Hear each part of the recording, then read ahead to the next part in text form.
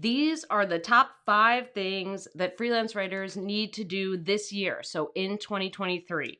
And they are a lot more counterintuitive than I think a lot of freelance writers think. Like, they think it's easy to roll into every year and be like, oh my gosh, every year we have to do the same type of rigmarole. Nope. This year I'm giving you kind of some counterintuitive things to pay attention to. And I have my little list. And Vicky is here. And Vicky, I have your question in the hopper. So we're going to answer Vicky's question at the end of the live stream.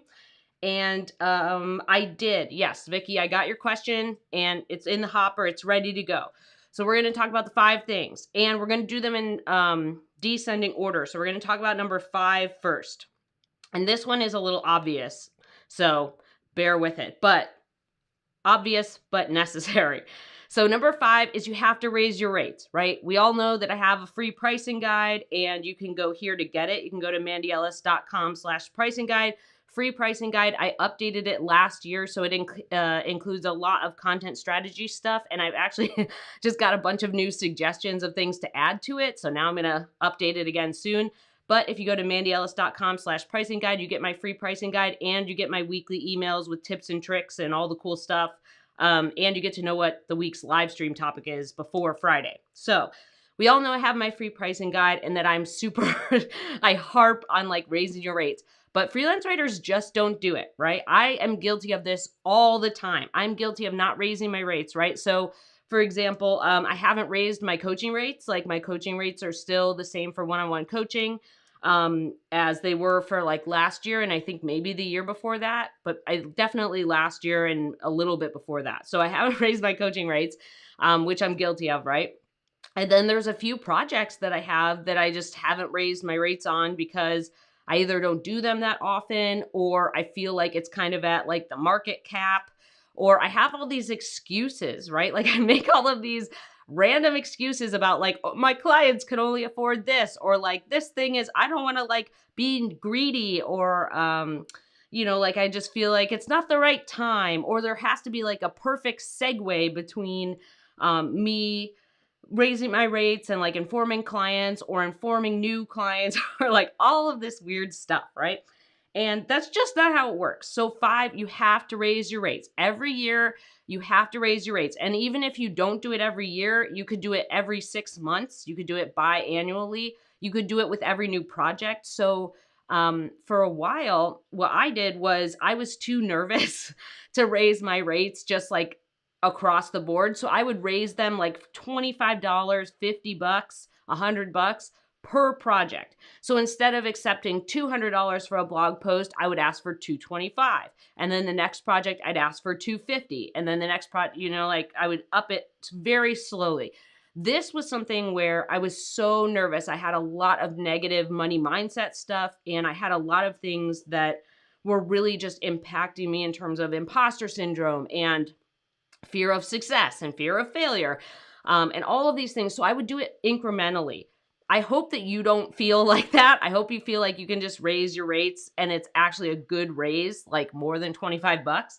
But for me, when I was so nervous and I had a ton of anxiety, just little raises. So if you have to start with a little raise, $25, that makes a big difference in our bottom line. And it's really like quibbling over $25 with your clients when they usually have generally like reasonable budgets. That's just not worth it. So, hey, Vesna. Oh, hey, Margaret. Margaret, I don't know if I said hello, but hello, Margaret. So if you have to start small, but raise your rates. We're at the beginning of the year. If you can't raise your rates for your current clients, that's totally fine. Sometimes we have to remember that raising rates for current clients means we have to be ready to walk away. Because if our current clients can't afford it or that doesn't work within their budget or for whatever reason it doesn't work, now you can't just be like, just kidding, I don't want to raise my rates, let's keep working together. You have to stand in integrity and be like, okay, I guess this isn't going to work out, and leave. So when you're thinking about rate raises, we still have time. It's only January, it's almost February. But raise your rates. Raise your rates across the board for your projects. That's number 5 thing that we need to do in 2023 as freelance writers. Raise our rates across the board. This is also something that it can make you feel really stressed out, but when you start working with really great clients, you realize that like they're a lot of times, especially when you're working on bigger projects, you realize that your good clients are working in like thousands of dollars, tens of thousands of dollars, hundreds of thousands of dollars, or even millions of dollars in marketing budget, right? They get $10 million a year for their marketing budget or $1 million a year for their marketing budget. So quibbling over 25 bucks or $100 is like nothing. Like that's not even worth it. Quote what you think the project, what the work is worth, what the long-term value of the work, and raise your rates. Okay. Really important. That's number 5. Let's go to number 4. And we also are going to check in on our little friends over there. Oh my gosh. This is kind of, I know the like, I'm going to see if it'll readjust the lighting. I think it's just like capturing Barry too much. So he looks like a ghost. Don't be scared. He's still alive. He is not a ghost. Charlotte gets really cold in the winter, so sometimes we put her jammies on. So she has her jammies on today because she is cold, and she has an extra thick blanket. And you guys can see Barry's eyeball, like his eyeball's still healing. That left eye that looks a little blue, that eye's still healing. That's the eye that he has that he has his corneal ulcer in. And it's healing, you know, he's almost 16 and a half now. I don't know. People are like, how does he live so long? We have no idea. But he's almost 16 and a half. So healing for him takes a long time, but he's doing great. He's doing, you know, as well as to be expected for a dog his age. And we still take him on multi-mile walks. Like he can still walk like 2-3 miles. And mostly it's like cognitive. So he's still doing really great. Charlotte's over there being nice and warm and snuggling in her jammies. All right, let's get to 4. Number 4, give your dogs more pets. No. Number 4, so schedule more downtime, okay? This is something I have conversations with my students, either on the live Q&As or in the DMs, or if they're struggling with something. This is something I have with both course students, one-on-one students. I have freelance writers who send me emails all the time. Schedule more downtime. I know this sounds crazy, but you have to think of it as like 5 days. So if you take a week off, 5 business days, and I think I explained this a little while back, either to my students or maybe on this live stream, but let's say you take off 5 weeks of vacation a year, right? Let's say it's 5 weeks, which like a lot of people are like, 5 weeks, I only get 2 weeks at my full-time job. Let me back it up. Even at a full-time job, you get government holidays and you get other time off, right? Like the whole office closes from Wednesday to Friday for Thanksgiving, or it closes over the weeks of Christmas holidays and New Year's, and then you don't have to use vacation days, right? So like you still get time off. So for us, we don't have like office close. So here's the deal. 1 week is Thanksgiving, 2 weeks is winter holidays and New Year's Eve, right? That's 3 weeks already. So pick 2 other weeks, 10 other business days to take off during the year. Uh-oh, we have a migration. That's nothing. 10 business days. You can work every other day if you want. And I have, and it's terrible. Don't do it. But the weeks off that you take are really important. There's a study that was published a while back that said you need 9 business days. Oh yeah, I talked about this last week on last week's live stream. So if you go to the live stream before this one, that's the one where I talk about this study some more. But you need at least 9 days to decompress from work. You need 9 days to like get out of work mode, to calm down, to like get back to like non-deadline mode. So if you're taking 2 weeks off, right, those 9 days, 2 weekends and 5 business days, that is nothing, okay? The way to get more downtime as a freelance writer, hi Woo, I see you. You look so cute in your jammies. The way to get more downtime is you have to pre-schedule it. Right now in January, book all of your time off for the year, okay? I have a big dry erase calendar, and I know that some of my students have it, and I will link it in the description. I'll put it in there. But this big dry erase calendar helps me pre-plan all of my time off. And I actually still need to do it for this year. So I'm like a naughty hamster on that, but I need to do it. So your time off, schedule it big picture, schedule it now. And this is how it works. When you are like, when you realize throughout the year, like when are you most tired? What times of year? So for me, a lot of times that's March and July. So like I schedule my time off then. Then I have Thanksgiving and holidays. And sometimes I'll take off some other random time because like I'm feeling really burnt out. But it's all scheduled in my calendar. So no one can book appointments with me. It's all marked off on my calendar, on my Apple calendar. Cause like I set it up with Dubsado. So like if I mark it off, no one can book an appointment. So that's all put off at the beginning of the year, which it is right now. Like if you went through my calendar, you can see I've already booked off July and stuff in Dubsado.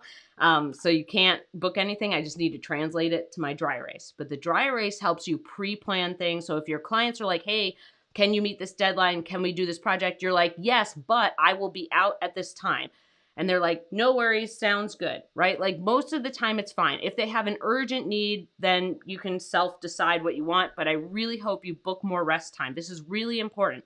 In order for you to create better content, to deliver quality for your clients, to be creative, to write really well, and to absorb information and absorb like lessons that you learn along the way, you have to get that downtime. You have to get rest time, rejuvenation time. You have to fill your cup back up with new ideas, new sources of information. All of that stuff is really important to building a better freelance writing business. And you're not going to get it unless you pre-schedule that time off. You have to do it now. Like you have to do it so that when that comes up, you can set the boundary with your client. Hey, I'm going to be off at this time. I will be back at this time. I will see you soon. And then you get actual off time. You're not checking your inbox. You're not, fluffing around with other things you have to do. You actually get downtime. And most freelance writers are like, I haven't had downtime. I haven't taken a vacation in like 3 years. It's like, okay, that sounds like a planning problem. That's a planning problem. That's not a work problem. That's not a money problem. That's a planning problem. Because I'm telling you, you're not gaining millions of extra dollars from 10 business days. You're not. Like, I know people who make way more money than I do, right? Like, so I have a 6-figure business, but I know people who make way more money than I do, and they take off way more time, right? And they did that their whole career. Like, they actually take time off. And I thought when I started out that not taking time off meant I was a hard worker and I was really dedicated and like, I don't need time off because I love my job. If you love your job, you'll never work a day in your life, blah, blah, blah. No, that's trash, okay? That's garbage. That's hot garbage. Even if you love your job, you need downtime away from people and your job and your clients. You need to take rest time. 2, you cannot get better at your job if you're not filling your cup and you're not doing like finding new ideas or being inspired by stuff. I guess for me, it's not inspired. I just like read a lot and collect. I'm a collector of things. So you cannot get better if you're not like fine tuning the machine, right? We talk about the axe. So the axe is like, there's this story I like to tell. So there's two lumberjacks, a really old one, like, like boomer. No. There's like an old lumberjack and then like a super young lumberjack. So like Gen Z, whatever you want to imagine. I'm just throwing that out there.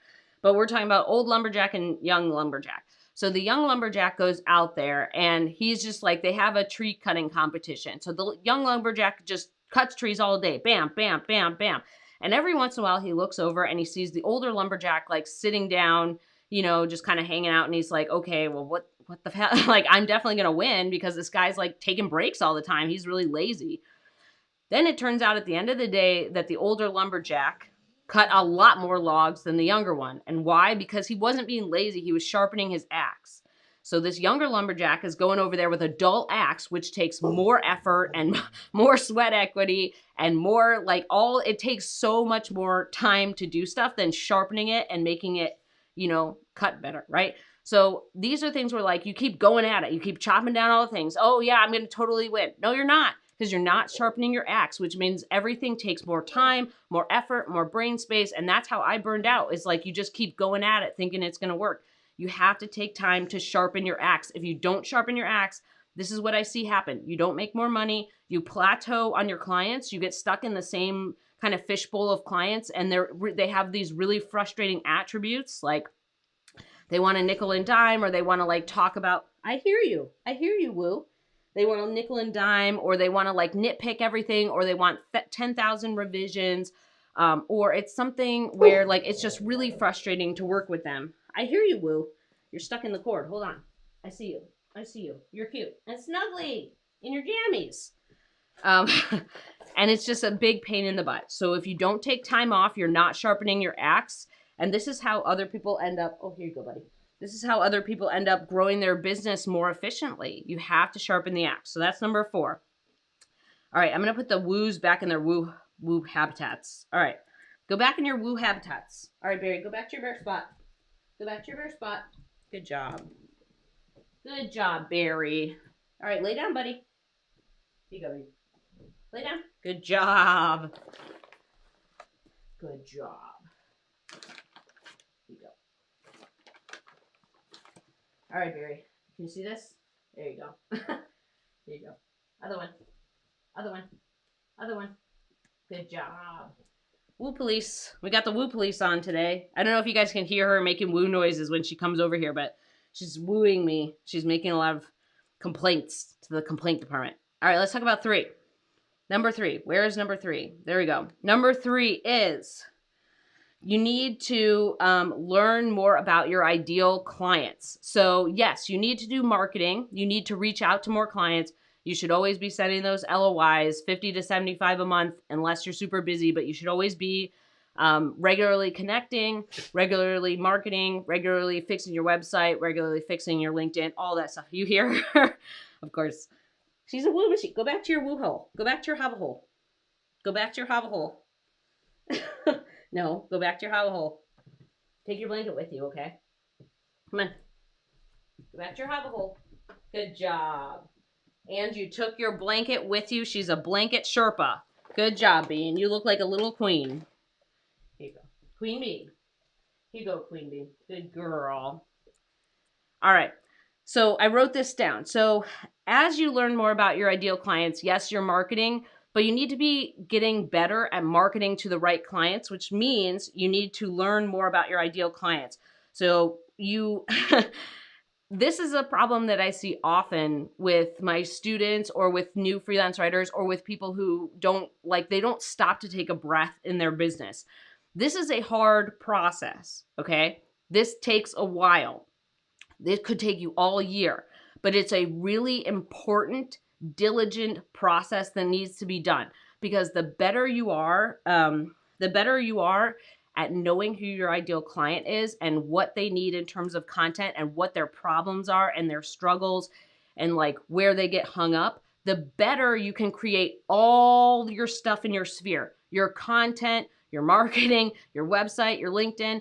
So this affects every piece of your business. It affects how well you create content for them and the results that you get, or how happy they are with the service, like with your content, or like as you're going along, you are able to then fix all your inbound stuff, fix your website, fix your LinkedIn. So then you get better inbound leads from people you actually want, right? You actually get more targeted clients coming to your inbox saying like, hey, you know, I think we're a perfect fit. I love your website. The more you learn about clients, the better clients you get, the more targeted clients you get, the more inbound leads you get in terms of your website and your LinkedIn, and the better content you create. So it's this really wonderful little like terrarium that you live in, right? It's like this little terrarium that you live in terms of getting better clients and learning your clients. Learning about your ideal clients means, here you go. Good girl. Good job. That means learning their pain points. What do they struggle with in terms of not only creating content, but maybe strategy? Or what do they struggle with in terms of understanding their audience? Or what do they struggle with in terms of pain points in their business? Like what types of things trip people up with getting them on board, right? Or do they have a tech platform that people just like don't get it? They don't understand why they need this thing or how it works. Do they have like a physical type product that people just like, you know, they're coming to the website and leaving, or like there's not enough material to explain like why this thing is revolutionary or whatever. Or do they just need to create more content, like better quality content and more specific directed content for their audience so that they can beat out competitors, right? We need to learn a lot of stuff about our clients. How do we do that? Join newsletters. Join newsletters in your niches. Join Crunchbase and TechCrunch. They have newsletters that they send out all the time. And what's great about it, even if you don't work with startups, I work with a lot of startups. So even if you don't work with startups, and startups can be like baby startups, like pre-seed all the way to like Series F or whatever, or Series E. But a lot of my clients are Series B and Series C startups. So even if you don't work with startups, the trends that you see in funding or in your niche or across the board, they show up in all those newsletters in Crunchbase and TechCrunch. The startups and the funding kind of see some trends way earlier than bigger businesses.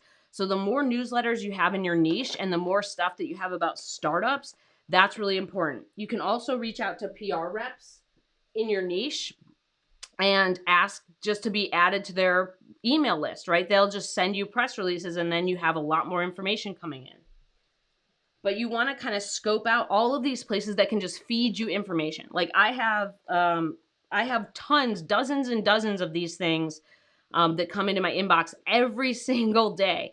And a lot of it, like 80% of it is stuff I don't care about, but there's a 20% every day where it's like a release or someone got funding or there's a new property opening or there is a company that is changing the way something's done. There's always something where I'm learning more about my niches or the market or how mortgage rates are doing or how my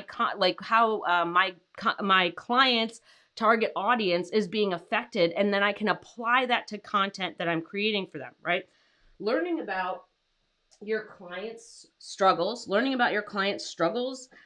and pain points when it comes to creating content and how they create content and what types of content to create. That also means understanding their audience. So you need to read more about their audience. Where does their audience hang out? Is their audience commercial? Is their audience residential? Is their audience, consumers? Is their audience businesses? Like, you need to go find them as well. Okay. So even if you need to get scrappy, that needs to happen. And this is something where I feel a lot of times we have discussions as freelance writers about like, oh my gosh, the economy and layoffs and blah, blah, blah. Can't control any of that. Can't control anything.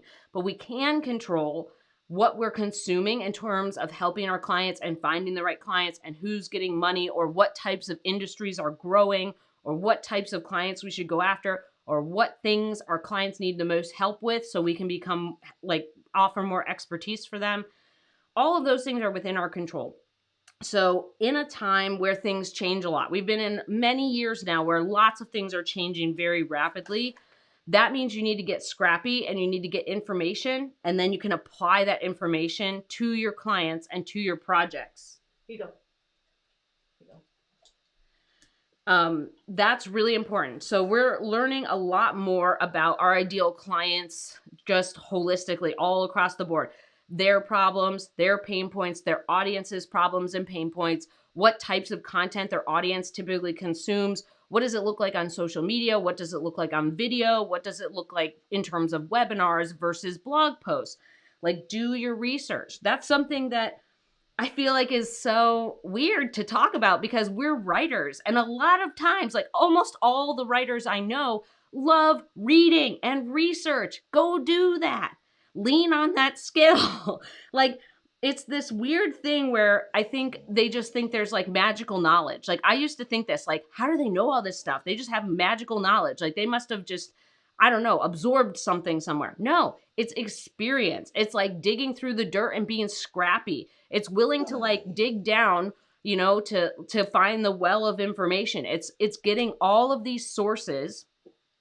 Go back to your rabbit hole. It's getting all of these sources and culling information. Do the research. Read the stuff. Read the articles. Go back to your rabbit hole. Go back to, this is important. This is important. Your jammies are cute, but this is important. So go back to your rabbit hole. Go back to your rabbit hole. Otherwise, you're going to stab me with your little leg. You have to get scrappy with your information and do your research. You have to figure out more about your clients. This will lead you, like, this is something that I harp on with my students, right? And we often talk about, like, how do you do that? There are lots of ways to do that, but it needs to be this kind of cycle where you're constantly getting information. You're constantly getting new information about your niches, about your clients. And there are like a billion professional organizations that send out newsletters. join all of them. Delete the ones that aren't helpful, right? I belong to the most random, go back to your hover hole.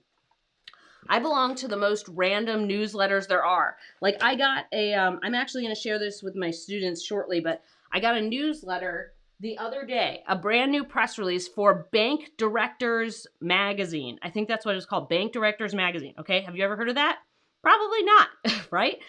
These are things where, like, if I was in banking or if I was maybe working with people who did mortgage loans like I do, I would want to read articles in there, like what's going on, what's happening for the banks, what's happening like across the industry, what's happening with mortgage rates. So, like, these are like these really obscure random things that are very easy to find. This obviously just came to my inbox, right? Like someone I've written in this industry. Go back to your hubble. I've written in this industry like long enough that go back to your hubble. That like I'm on a bunch of random PR lists. So like if they get a new client or they have something, they just like put it in my inbox. And this will happen to you too. You write enough in an industry and you just get absorbed into these press lists. But in any case, these are the types of random things, organizations, trade magazines. I don't care if you subscribe to someone on Forbes who talks about your niche, like some big publication, Forbes, Entrepreneur, New York Times, whatever. This is really, really important to, I think it's free, Vicki. I think Bank Director Magazine is free. I can even send it to you, Vicki, if you want me to email it to you. Just, Vicki, send me an email and I'll forward the email to you. But yeah, so like there's all these random things that you get and you have to pay attention to these things because the more you learn about your clients, it becomes so easy to start marketing to them. It's like everything else gets erased and you see like 10 people. Instead of seeing 200 potential clients or being lost, you look through lists, you look through all of these articles and you're like, no, no, no, yes, yes, yes, no, no, no, no, no, no, yes, yes, no, no. Like the identification of your clients is so quick. Your marketing becomes quick. Then because you've been like reading up, you're becoming a better expert. You know what's going on. You can explain pain points, which means that your clients know you understand them. And if you can explain their audience's pain points, now they know you can create content. And these things all go together. It's a very wonderful little terrarium. And you're like this little turtle that's slowly exploring all of the little plants, right? And, someone comes in every once in a while and plants a new plant. That's a newsletter or any type of like company that you follow or somebody on LinkedIn who's a thought leader in your industry. All of these things come in and they create this beautiful environment for you to live in and for you to cherry pick little things. Like this is something that I feel like once you start seeing it, it's like you put on a new pair of glasses. Like I was actually, Vesna and I were talking about this. Vesna's here. So Vesna, for a long time, Vesna and I would be like, okay, is it this? Is it that? And I would send her like biotech companies because she works in like fancy things where like I don't understand what it does or what it is. Very science heavy, life sciences, biotech stuff where like my brain, I don't get it. So I work on like things that like are for regular brained people. So anyways, Vesna now is kind of in the same space where like for a long time, I would send her stuff and be like, what about this? Or what about that? Or like, is it this type of client? Or is it this? Now it's like, I immediately can see it and she can see it. Like she can see it like that's a client, that's not a client, that works for me, that doesn't. It's just like putting on a new pair of glasses where like you now just like filter out as you look at the world and you look at all this material, you essentially filter out all of the stuff. And then you're like, oh, these are 10 perfect clients for me, LOIs. And let's say you get 3 responses and you get 1 new client. And now you're like, sweet, that was easy, right? It's really important. So you need to learn more about your ideal clients. Start culling information, read and research things that writers are very good at and they like. Read about it. Read about those things that you're interested in, okay? That's really important. And the more, like I can't get scrappy, the more information that you can get about your niche and about the audience that you write for, like whoever that is. I don't care if it's contractors or stay-at-home moms or pet parents or, commercial real estate agents. I don't care who it is. The more you can learn about them, the better content you create, the happier your clients are, and the more you can solve your clients' problems. That all feeds into one thing.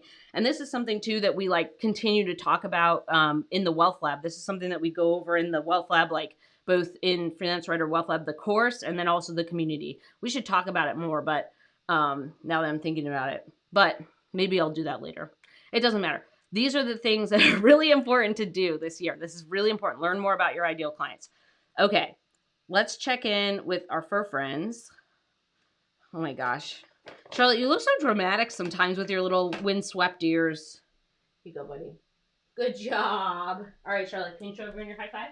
High five. Good job. Other one. Good job. Other one. Good girl. Other one. Good girl. Good job.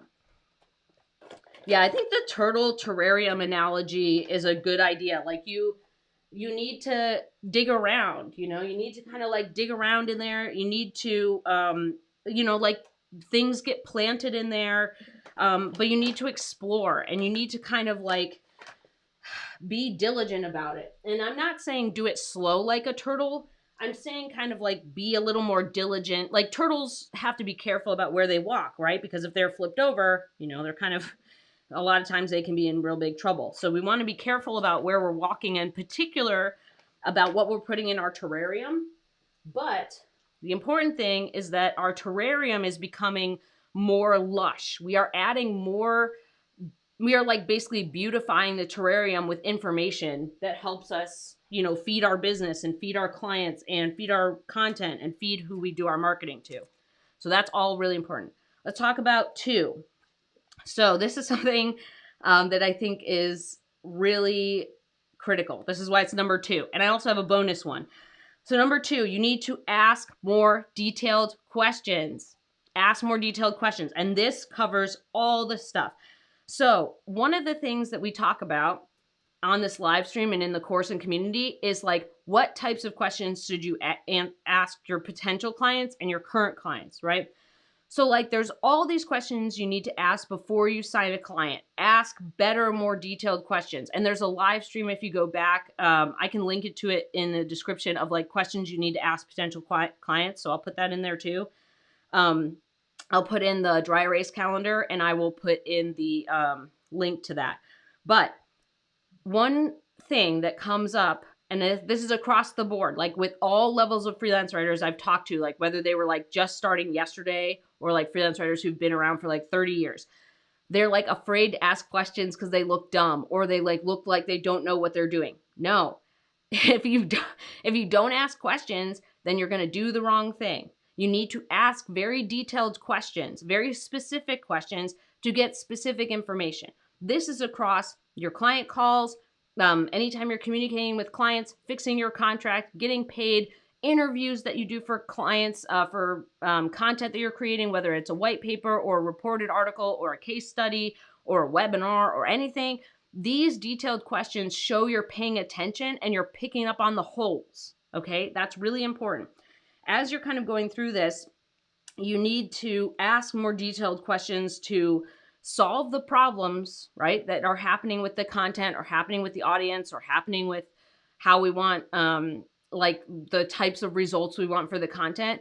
But these specific questions are just like, when you ask a question, there's a curiosity there. You are more curious. It's not that you're dumb. It's not that you don't know what you're doing by asking questions.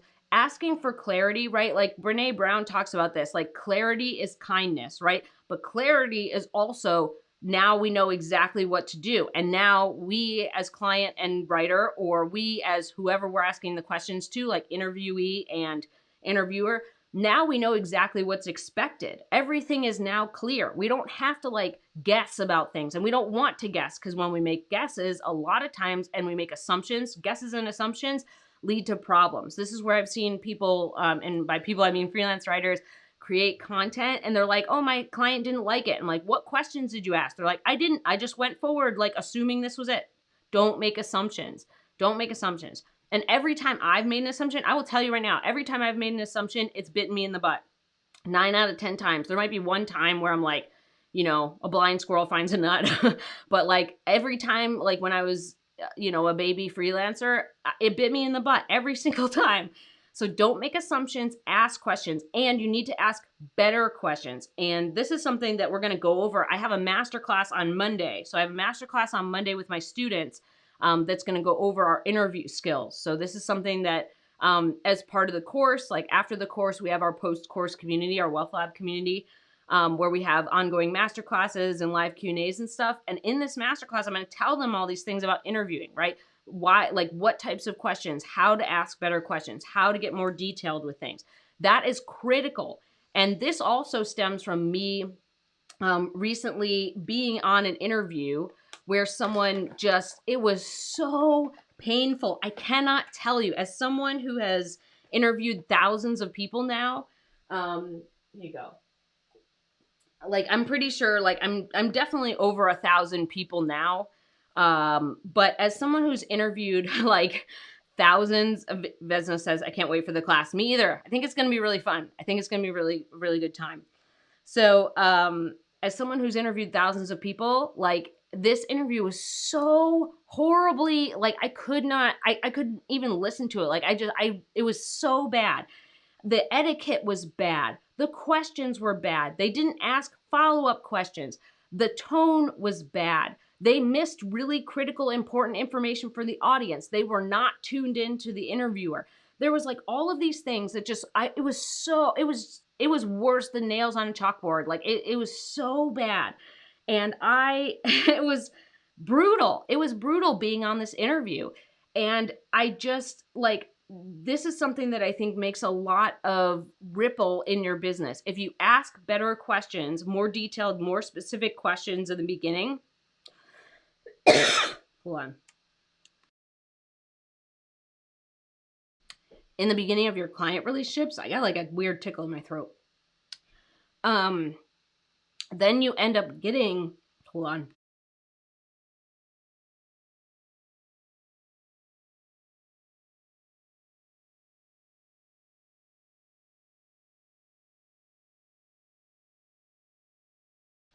That was like one of those deep coughs that like makes your eyes water. That was weird. Okay. The more detailed questions you ask your clients in the beginning, the better experience you have from A to Z, your whole relationship. When you ask specific detailed questions on your initial call, you weed out clients who aren't a fit for you. And then, sorry. And then as your client relationship progresses and you're working on content and you're working on different projects and you have issues or whatever, the better your questions are, the better answers you get, and the better your content is, and the better you can move forward in your business. Okay. So you need to ask better questions all the time. Do not be shy. Do not be shy about it. Do not worry that someone thinks you're dumb. And if you have a client that's like, why are you asking all these questions? Or like, you can only ask questions until this period of time, or what, that's not your client. It's not your client. So the deal is that what you really want is to be with clients who like reward you for being curious, right? They're not rewarding, but they understand why you're curious, or why you want clarity, or why you're asking those questions, or like that they can give you more specific directions. Like, that's an important piece. It's not just like the clients that you run into that are just like, here, you're a writer, do it. You're just like, what? Like the clients where you say like, hey, I get it, I'm a writer, but also I need to know the scope and direction, and like, how does this work? And like, I need to see how the sausage is made, basically. That helps you make better content that actually works. That the magic is not handed to a writer. The magic is we have a mutual understanding of what we're supposed to do, how it works, how it's impacting the audience, how to create this thing the right way. If you fail to ask questions at all the points in your client process, I can almost guarantee you're going to get a ton of bad clients and your work isn't going to be very good. It's just how, like, you have to ask these questions, and you want to be with clients who like are like, yeah, I totally, let me answer your questions. Like, I totally get it. You don't want to be with clients that are like, you should just know what to do. No, we're two different people. Like, we don't know. I can't read your mind. We don't want mind reading. We want to ask questions, and we want to be very clear about what we're doing. And the second phase of this is part 2. Hey, Flower Power, welcome. Oh, she says 100% true about the questions. So 100% true about the questions. I learned the hard way that if the client isn't up for answering, we're probably not a good fit. Yes, I have also learned this the hard way, which is why this is number 2. This is going to protect you from a ton of shit. Asking questions of your clients about their project, about onboarding, about all the processes, and then when you actually work with them, it protects you from so much garbage. Like if you don't ask questions or you have a potential client or a current client that's just like not answering stuff, that's a big problem. So this is the second phase. So our second phase of number 2 is that you need to ask more freelance writers more questions. This is something that I still do now all the time. I ask my friends questions. I ask people like on my email list. I ask my students. I ask people who just send me emails. I ask experts. I always am asking questions all the time. I'm bugging people all the time, right? So this is something that I think is really important. You need to learn from more, like a wider variety of freelance writers. You need to make more freelance friends and you need to ask them more questions.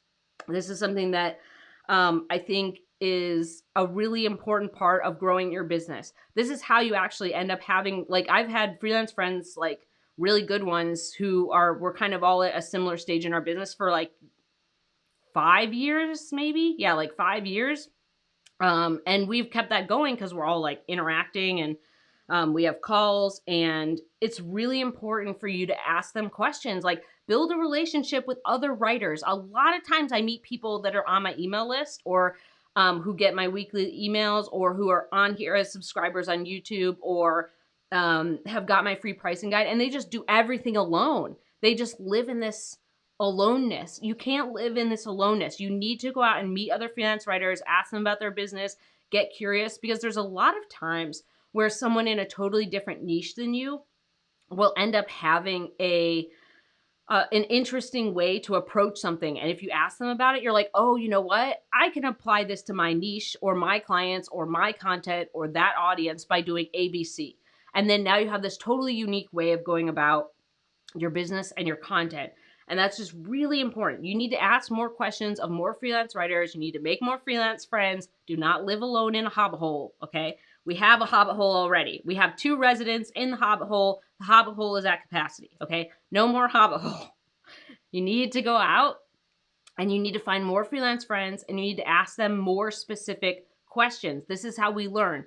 And I know that like this is learning, right? We're on here because I'm teaching some things, but you need to learn from more people than just me. Like you need a wide swath of ideas. That's really important. Yes. Would you like to say something to the team? She's just like, I'm just gonna stare at you until you give me something. All right, hold on. So even though it seems, this is like a last little bit on 2 here. So even though it seems like I am extroverted, I'm not. I always consider myself an extroverted introvert. Like I like to spend a lot of time alone by myself. It's how I recharge. It's just how I get some silence. And I do spend a lot of time with my students, but I also like I have a limit, and I like to be alone. Like it's just I like it. And I don't like to be around like big, crowded, loud places a lot of times. And so in any case, even if you're an introvert, go out there, meet more people. You can do it from the beauty of your own computer in your own house, right? You don't even have to leave your house. And as someone who is extrovertedly introverted, like like for me, the extroversion has a limit. Like I don't want to be with people all the time. Like I have a capacity, and I'm like, okay, I have to be alone now. Goodbye. So, even if you're introverted, ask more questions, meet more people, be curious. The curiosity is something that's really important to us growing as writers. And most of us get into being writers because we're curious. We're interested in topics. We're interested in telling other people about those topics. We're interested in reading and writing and learning, right? And sharing information. So that's really important. That's number 2. And now we're going to talk about number 1. If you feel like this has been helpful, if you feel like you've gotten a tip or trick or something useful for now or at any point that you're watching this video, give it a thumbs up. If you feel like you want to learn more about building a freelance writing business you adore or hitting 6 figures, subscribe. We come here every Friday at noon Central Time. Okay, let's talk about number 1 after we go give some snacks. We're going to give some snacks real quick. Would you like to tell them what number 1 is? Bear's like, I can barely see, so no. High five. Good girl. Good job. Other one. Oh, good girl. Good girl. Good job, buddy. Good job. Fun fact about Charlotte, just to give everybody an update, we gave her, we give them baths because they have allergies, so we use this like special soap. Charlotte still, when she is wet, smells like skunk. So since she got sprayed back in July, there's this little part on her neck that still smells like skunk when she's wet. So update for everybody, she's still skunky. Go back to your hubba hole. Go back to your hubba hole. Take your blanket Sherpa with you. All right, good job, blanket Sherpa. Good job. Good job. There you go. All right, let's talk about number one. Let's talk about number one, if we can find number one. Okay, number one. And we also have a bonus one, and we also have Vicky's question.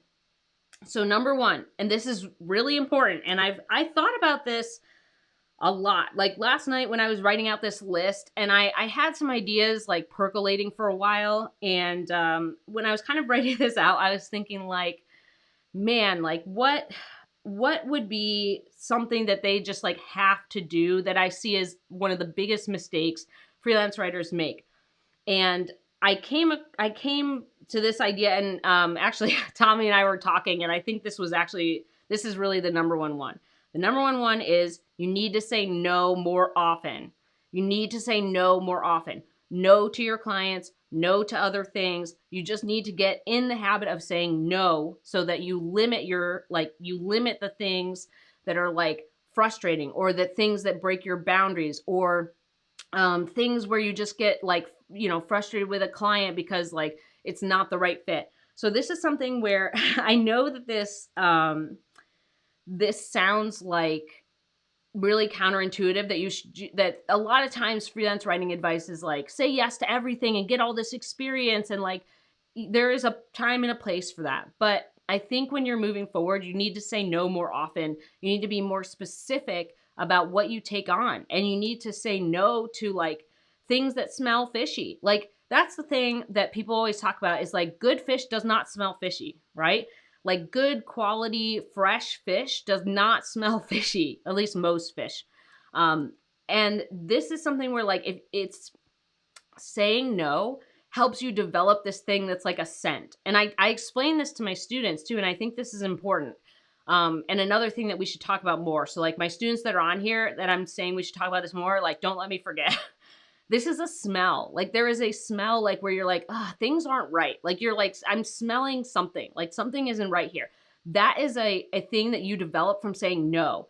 The more you get good clients, the more you say yes to good clients, and the more you find projects that are a really good fit for you that you say yes to, that smell like is really easy to identify, and it's a lot easier to say no. Like you get this thing where you're just like, ooh, no. And then you get another email where it's like a tire kicker, or like a weird thing about like, I want you to write content, but I'm not sure what it is. Or like, I want to give you $200 to like fiddle around for a while and like write this brochure. Like it becomes this so like, it's just an odor where you're just like, no, go away. Like it's an immediate reaction. And when you learn to say no, you learn what to say yes to. Like when you're saying no, this is developing that smell that you get for projects that are not a fit. And then you're also like immediately getting like, oh, yes, yes, yes. Like it's the same kind of training yourself to identify the right opportunities. And when you say no more often, you get to stand up for your boundaries. You get to pick the things that are a better fit for you. You get to basically like stand in confidence. No is a complete sentence. I've been hearing that for so many years from real estate agents, but it's the same thing here. No is a complete sentence. And when you say no, there's just like this freedom that comes from it. And I feel like a lot of times writers are like so afraid to say no to anything. They will go to the ends of the earth. They will like go to the ends of the earth on like a piece of dental floss, like going down the side of the earth being like, I hope this dental floss holds me. And they won't say no. They'll just be like, I'll do it for you, client. No. There are so many things that I wish I could tell more writers to say no to. Like there are so many projects or weird client attributes or strange things that just pop up that are a definite no. But the more you say no, the more you develop that smell where you're like, I should definitely say no to this. I know it's like this weird thing to say it's a smell, but it is. You have this like you have this like visceral reaction to it. No, and like when you get the things in your inbox and you're just like, no, like it's just not a fit for you, right? It does not make sense. It's not a fit for you. And it's just like this, to me, it's a smell. It's just like, it doesn't smell like anything. I can't say like, oh, it smells like, an old thing, like, I don't know, something gross. It smells like Charlotte when she was covered in skunk.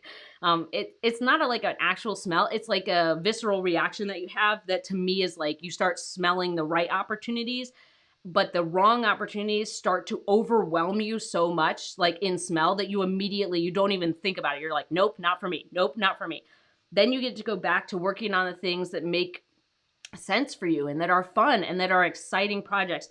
This also leads to being able to take leaps into new project types. So if you're saying no more often, now we have more schedule space and we have more brain space to say yes to new types of projects that we should be trying this year, right? This helps us take leaps. This lets us take leaps into really cool opportunities. And I can tell you, I really struggled to say no. And there are lots of times now where I really struggle to say no. I'm better at it, but there are certain situations where I just really struggle to say no. But I can tell you, the better you get at saying no, the closer you are to these opportunities that are a definite yes. Like, for example, a really good example is how we talk about me splitting time between my freelance writing business with my clients and my students, my Freelance Writer Wealth Lab students. And then right now, we're in the community part because the course doesn't open until April. So if I had said yes to just like only working on my freelance writing business, I wouldn't have like all of these amazing experiences and all these really cool, like, I wouldn't be able to help so many writers build their own businesses, which is a really important thing to me. That is something that even when I was really early on in my career, I was like, I want to do this. Like, I want to teach other people how to do this. Like, it changed my life, and it was something that was really important to me. So if I had started saying like, no, I'm not going to create this course. No, I'm not going to do that.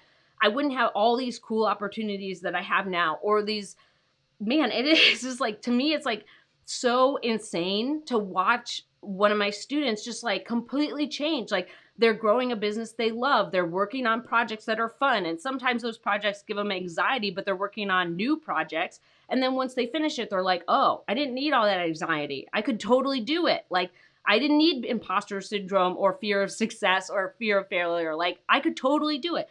Watching my students transform, getting through their roadblocks, getting through imposter syndrome, getting through all of their fears, getting through like saying no, watching them transform, that is like, that just fills my cup. Like, it overflows my cup. And if I had started saying no, like if I hadn't said no to certain parts of things, certain parts of growing my freelance writing business, I wouldn't be able to say yes to all the cool stuff I do with my students. So even though I have like my 6-figure freelance writing business, I'm sure I could grow it a lot bigger if I wasn't really splitting my time this way, right? But for me, saying no to certain things allowed me to do this new project, allowed me to take on things like running my course, running my community, running masterclasses, running live Q&As, creating new resources for them, creating cool stuff like a book club. We're going to start a book club. I wouldn't be able to do all that cool stuff, right, if I had been saying yes to other things, or if I hadn't learned how to say no. Go back to the rabbit hole. I have this. Go back to the rabbit hole. If I hadn't learned how to say no to things, right?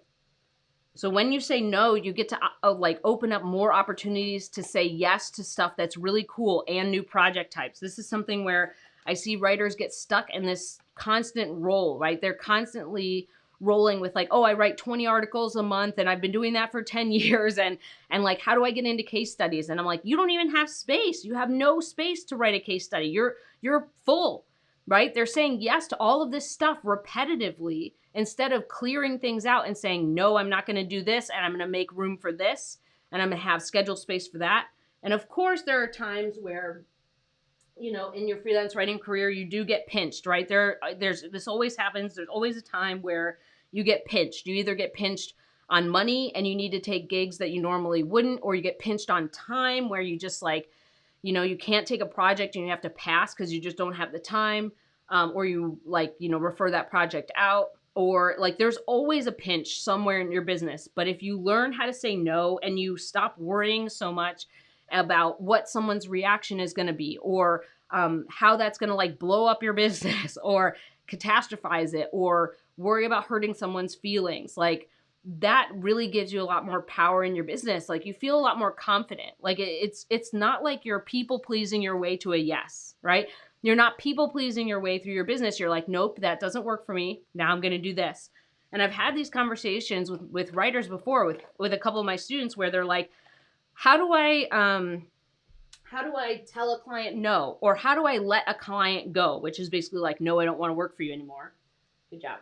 How do I tell a client no, essentially, without hurting their feelings, or without like them getting upset, or without them being mad at me? You can't. This is why we learned how to say no. You cannot control their reaction. And this is something that I still deal with. I still have trouble with this sometimes. But you cannot control their reaction, and you saying no allows you to choose the things that are a better fit. So even if you tell a client no in the kindest way possible, and even if you refer another writer to them because that writer is a better fit, you can't control if that client gets mad, sad, upset, depressed, lashes out at you, whatever. You can't control any of that, but you can control your attitude about your business and the things that are right for you and what things you need to say yes to, okay? So I'm challenging you. I think this, for me, is like the biggest challenge for most writers. And that's why it's number one, is you have to say no to more things. Say no to more things. I know that's hard. I know it's hard, and I still struggle with it. So like I'm challenging myself along with you to say no to more things. One of the things that I'm going to put out in the newsletter that I'm going to talk about is I want to clear my calendar more. Like I've been averaging about 10 appointments a week, and that's the average. So sometimes it can be more. Go back to your hover hole, you spicy. Sometimes it can be more, sometimes it can be less, but I've been averaging 10 appointments per week. And that's just too many for me. Like it's breaking up my time too much. And it is a lot of time. Like it's a lot of time that I am putting into different things that then I need energy left to do other projects. And I just don't have it because I'm on all these things all the time. I have all these appointments. So for me, one thing I need to work on saying no to is like more appointments. I need to block off more time for me to do other stuff and limit certain appointments because I only have so much time and energy, right? Or else I burn out, right? So that's something that I'm working on, is cutting down calendar appointments, like getting things to a place where I'm not averaging 10 appointments a week, and you know, also my client work, and also like coaching stuff, and also Freelance Writer Wealth Lab, and also my community, and also all that stuff. So this is the challenge. Say no more often. Learn the smell. Learn like the stuff that should start to repulse you. You start getting requests in your inbox or DMs or LinkedIn messages, whatever. Start learning the things, the attributes that for you specifically are no-go, right? Maybe it's 24-hour turnaround. Maybe it's like 2-week turnaround. Maybe it's something, there's a few key words that a few red light clients have said to you where you're like, ugh, like no. Or maybe it's like an attitude. Maybe it's like a client who's treating you like an employee. Like you have 3 clients who all treat you like an employee, and you're just like, ugh, I don't like that smell. I don't like that attitude. Like, ugh.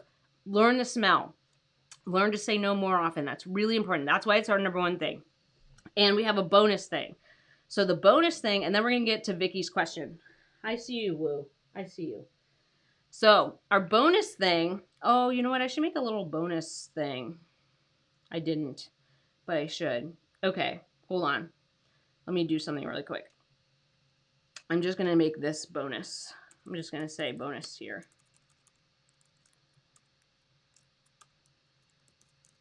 Okay. So now I should have a bonus. Yay! Okay, so bonus tip.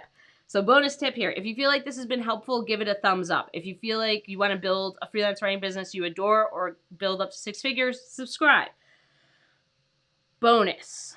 Okay, bonus round. Stop worrying about the things you can't control. Okay? Stop it. No more.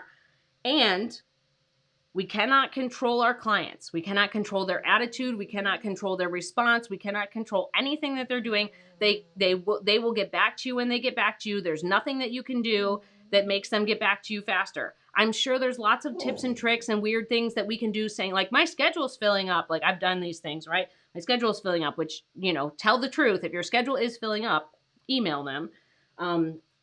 But like, you can't control when someone signs a contract or when they send you money or if they're late or if they're slowing down or if they're blah, blah. You cannot control that. We cannot control the economy. We cannot control the banks. We cannot control all these things, right? Focus on what you can control. What can you control in your sphere, right? We can't spend our time in 2023 worrying about the up and down and this and that and we can't. None of that has been controlled, right? At what point in the last several years, where all things have been all over the place, have you felt like you can control a lot of things? Probably pretty minimal. The stuff in your circle that you can control is pretty small.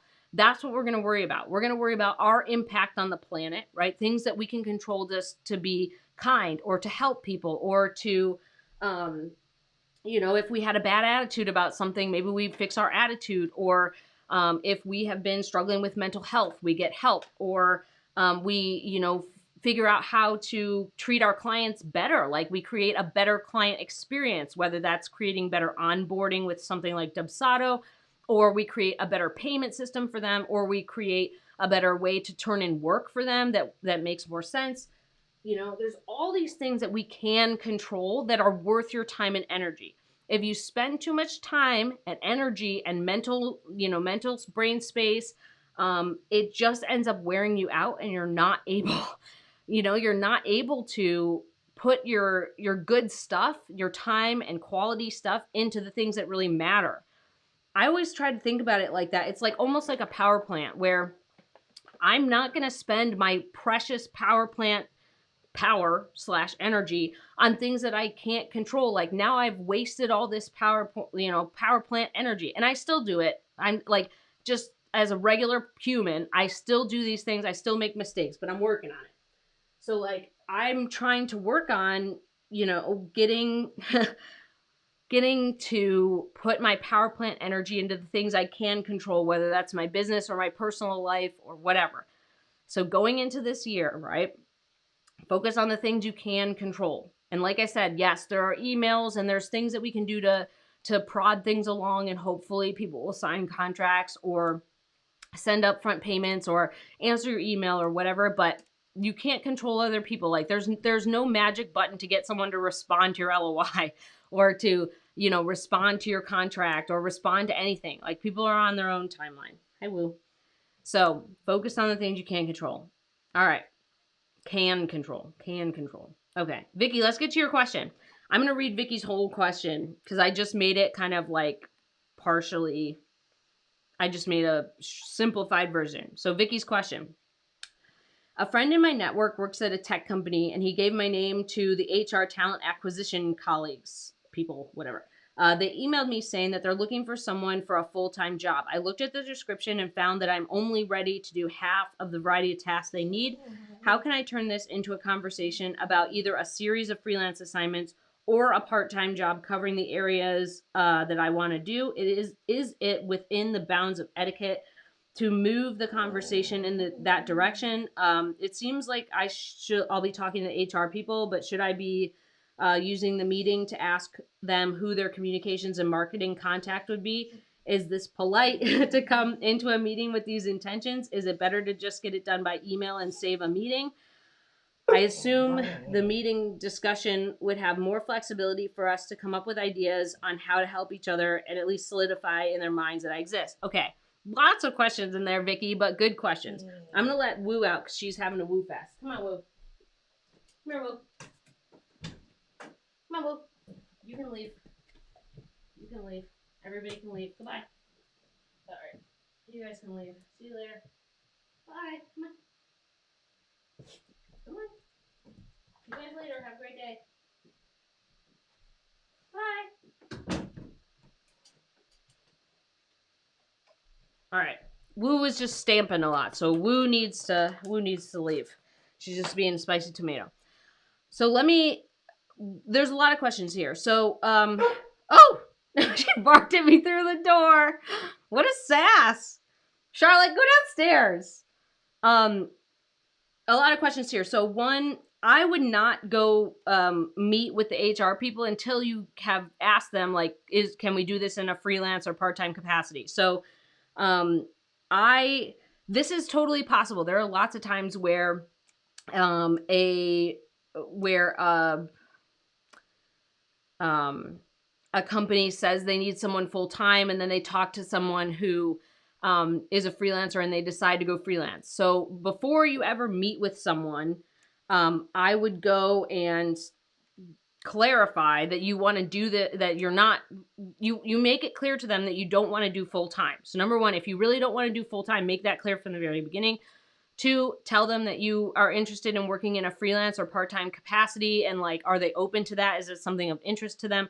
Three, a lot of times when you get these job descriptions, they talk about a lot of things that you either never do or that you can learn on the job and aren't that hard. Like the fact that you said you only know how to do half the things, like, it's not complicated. There's a whole bunch of stuff that people put in job descriptions just because they're like, put it all in there and see what happens. And it's just like, not a thing. So there's also a bunch of statistics that, like, when like people look at job descriptions, like women think they need to be 100% qualified, and like men are statistically, like, they only need 50% and they apply to a job, right? So there's also like some interesting statistics there about like how people approach jobs. So honestly, like, you don't need to have everything, but you can learn some things on the job. So that's something I'm not worried about. The conversation needs to be clear from the very beginning. It's totally within etiquette to go in and say like, hey, whatever, I want to try to do freelance and full and part-time. But you need to say that, like, email them that, like, send an email. Don't get on a call with them and then change gears on them. Send them an email and ask them if they're open to that first, then you get on a call. Because otherwise, if you get on a call and you like change gears on them, now we've wasted everyone's time and it's like a huge pain in the butt. What else did you say? So the HR people may not know, but they might go talk to someone else, and then you would have the meeting with the communications person. Sometimes you do end up talking to the HR and the hiring people because they know the needs of the company. So they'll say like, oh yeah, we know the marketing department needs this. And then you talk to HR, and then eventually you talk to the marketing person. So it depends on how the company works. But yeah, I would get it done by email first. It's totally fine to ask, and you also want to be clear about that, because if they want someone full time and that's not a fit for you, then we don't need to have any more conversations. So what else did you say? The other thing would be that if HR is not the right person and they do say like, hey, we do want to discuss freelance, you'll have a different meeting where you can talk about how you can help each other and how you can help them with stuff they want to work on. Because the marketing and communications person would know that better. Like HR might know they might need someone, or that they need someone to do specific tasks, but the communications and marketing people will know what those tasks entail and like how much of that job description or whatever you need to meet. And most of the time, like I said, like, there's lots of things that we get hired to do as freelance writers that we never think about like as a job description. We just do it. And then if it ends up in a job description, we're like, we don't know how to do that, but we've done it a ton of times. We just don't call it that, or we don't think of it that way. So Vicky, make it clear. So to get through kind of the bulleted list, email them, make it clear you want freelancer full-time, freelancer part-time, not full-time. You want to make sure that's before you ever get on a call with someone. And then if they agree to that, they'll either set you up with HR or the communications and marketing people to talk through things. It's totally normal. A lot of times freelance writers say like, hey, thanks for reaching out about this full-time job. And, like, would you consider doing freelance instead, or would you consider like doing part-time contracts, stuff like that. I think that's kind of the general gist. But yeah, like, my opinion is also like, if I can save someone time, which is meetings, right? Time is someone's most valuable asset. They're not going to get it back. So if we can save a meeting, or if we can just send an email and they're like, no, that's not going to be a fit, then now we've saved everyone time and we've moved on and we don't get on a weird call where we're like, I want to do this. And they're like, oh, we had no idea. And why are we on this call? But yeah, so the qualifications thing, if it really is like outside your wheelhouse, if they're asking you to do like, I don't know, if they're asking you to do like in-depth content strategy or SEO strategy or brand messaging and you don't know how to do that, like that deep work, like that complicated stuff, that's way different than like listing a bunch of tasks that a content writer or a freelance writer would do. But yeah, so just be clear with them, send them an email, see how it goes, and see if you'll talk to the marketing person. But this is a normal thing, happens all the time. There's lots of times where you'll have a friend recommend you or mention something as a full-time thing and you're a freelancer, and there are times, plenty of times where like they, instead of getting a full-time person, they get a freelancer, and that's cheaper than getting someone full-time. Did that help, Vicky? I don't know if you're still here, but I hope that helped. Okie dokie. Okay, so those are all our questions. Those are our 5 things. So I'm just going to go over them. Last thing that we're going to do. So 5, raise your rates. Number 5 thing, right? 5, I'm going to have my hand out. So 5, is that in camera? There we go. 5, raise your rates. 4, schedule more downtime. That means you need to think ahead. 3, you need to learn more about your ideal clients, okay? And that means you need to get scrappy on stuff when you need to. 2, you need to ask more detailed questions of your potential clients, your clients, and other freelance writers. You need to ask more detailed, more specific questions, and be more curious about that stuff. And number 1 is you need to learn how to say no more often. Okay, good. Vicky says that helps. Sweet. Okay, good. Those are our things. And our bonus tip was that you don't worry about things you can't control. Focus on the stuff that's in your control. Spend your power plant energy on that.